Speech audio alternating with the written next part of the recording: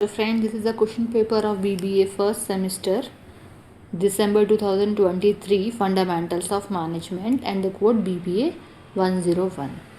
Time limit is 3 hours and the maximum marks is 75. Attempt all the sections as per the instructions. Section A, very short answer type questions. Attempt all questions. Each question carries 3 marks. Very short answer is required and not exceeding 75 words. According to CCS University, आप इस exceeding limits को तो बिल्कुल भी ना देखें, है ना। चलिए डिस्कस करते हैं। Question number 1, what is coordination. अगर एक सिंपल वर्ड्स में बात करते हैं तो कोऑर्डिनेशन मतलब होता है एक हेल्पफुल नेचर, ठीक है। कि अगर हम कंपनी का एग्जांपल लेकर के चले तो कंपनी में अगर हमें किसी भी काम को करना है तो हमारा जो क्या काम करना या करवाना, किसी भी कह सकते हैं, डिपेंड ऑन द पोस्ट कि आप किस पोस्ट पर कंपनी में हैं, तो हमारा कंपनी में क्या है, एक हेल्पफुल नेचर होना चाहिए। आप किसी को कोऑर्डिनेट करें हमेशा काम को करने के लिए, है ना। तो ये हेल्पफुल आपके लिए भी होगा यूजफुल, और ये सामने वाले के लिए भी होगा। Question number 2, what do you mean by leadership styles.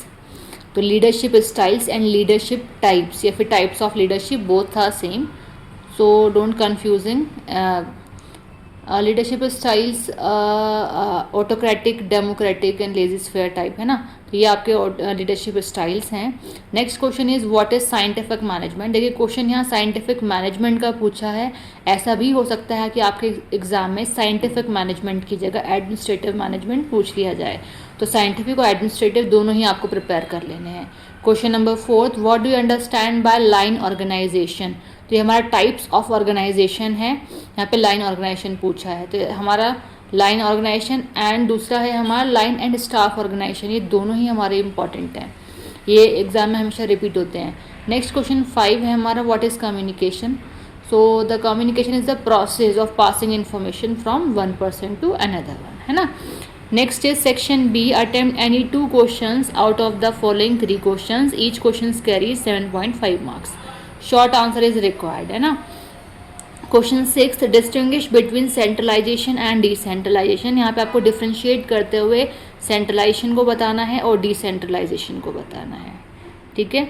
Next question 7, describe the process of decision making. आपको डिस्क्राइब करना है डिसीजन मेकिंग का प्रोसेस, ठीक है। एक इंपॉर्टेंट चीज़ मैं आपको बता देती हूँ कि आपके इस एग्ज़ाम में या तो डिसीजन मेकिंग का प्रोसेस या फिर आपका प्लानिंग का प्रोसेस, ये दोनों ही इंपॉर्टेंट क्वेश्चन है। आगे के लिए बता देती हूँ क्योंकि 2023 का क्वेश्चन पेपर है, ठीक। मे बी नेक्स्ट ईयर के एग्जाम में आपका प्लानिंग का प्रोसेस पूछा हो, तो दोनों इंपॉर्टेंट है, दोनों कर लीजिएगा। एंड वन मोर थिंग कि दोनों के जो प्रोसेस हैं कुछ कुछ सिमिलर हैं बट डिफरेंसेस भी हैं, तो वो ध्यान से देख लीजिएगा, है ना।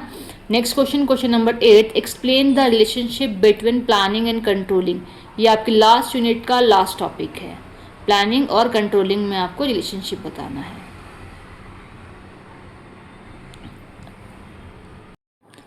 Now the section C, the last section of this paper, detailed answer type questions. Attempt any 3 questions out of the following 5 questions. Each question carries 15 marks. So the question 9th, what is management, जो कि आपका subject है fundamentals of management. तो management के बारे में बताना है। Management means to manage the things. आगे पूछा है explain the nature and significance of management. तो यहाँ इस क्वेश्चन में 3 चीज़ें पूछी हैं, मैनेजमेंट क्या है, नेचर एंड उसके सिग्निफिकेंस। सिग्निफिकेंस मतलब इंपॉर्टेंस ऑफ मैनेजमेंट भी हो सकते हैं, ठीक है। Next question 10th, what do you mean by organisation. Organisation क्या है and explain different types of organisation. देखिए रिपीटेड क्वेश्चन है, रिपीटेड कैसे है, डायरेक्ट रिपीटेड नहीं है। सेक्शन ए में क्वेश्चन पूछा था आपका what do you understand by line organisation. तो लाइन ऑर्गेनाइजेशन भी क्या है, मैंने कहा था एक टाइप है ऑर्गेनाइजेशन का। तो यहाँ क्या है, आपसे डायरेक्ट पूछा है कि टाइप्स ऑफ ऑर्गेनाइजेशन। तो टाइप्स हमारे काफ़ी सारे टाइप्स हैं, तो ये क्वेश्चन हमारा काफ़ी लेंदी बैठेगा, है ना। So the next question, question number 11, define motivation. Motivation means to motivate the things और the motivate the person for doing any work, है ना। While you have to motivate negatively और पॉजिटिवली। आगे पूछा है describe the Maslow's hierarchy of needs. तो Maslow's need hierarchy theory जो है मोटिवेशन की, उसे भी एक्सप्लेन करेंगे। आपको थोड़ा हिंट करती हूँ, जो ट्राइंगल वाली आपकी एक थ्योरी है, इसमें 5 पॉइंट्स हैं, 5 स्टेजेस हैं, ठीक है। जो थ्योरी आपकी ट्राइंगल तो बनता है लेकिन नीचे से स्टेजेस स्टार्ट होती है, वो हमारी मास्लोज नीड हायरार्की थ्योरी है, जो कि पर्सन मास्लोज ने दी है, ठीक है। नेक्स्ट क्वेश्चन 12th, एक स्टेटमेंट दी है, planning is looking ahead and controlling is looking back. कि प्लानिंग, देखिए प्लानिंग तो हम किसी भी काम को करने से पहले करते हैं, लेकिन क्यों करते हैं? फ्यूचर के लिए, कि जिससे हमारे जो फ्यूचर में हम काम को करेंगे, जो हमें टास्क अचीव करना है, टारगेट अचीव करना है, वो टाइम से हो जाए, परफेक्टली हो जाए। आगे लिखा है controlling is looking back. Controlling में हम क्या बैक साइड देखते हैं। आगे पूछा explain this statement, explain this statement and discuss the process of controlling. Controlling का आपका प्रोसेस भी पूछा है, ठीक है। कंट्रोलिंग टॉपिक आपकी लास्ट यूनिट का टॉपिक है। आगे पूछा है क्वेश्चन 13, लास्ट क्वेश्चन में, what do you mean bye delegation of authority, ठीक है, आई थिंक यूनिट सेकंड का टॉपिक है। आगे पूछा है write the difference between delegation and decentralisation. तो डेलीगेशन और डिसेंट्रलाइजेशन में आपको डिफ्रेंशिएट करना है। डेलीगेट का मतलब होता है किसी चीज़ को टेम्प्रेरी बेसिस पे किसी और को देना।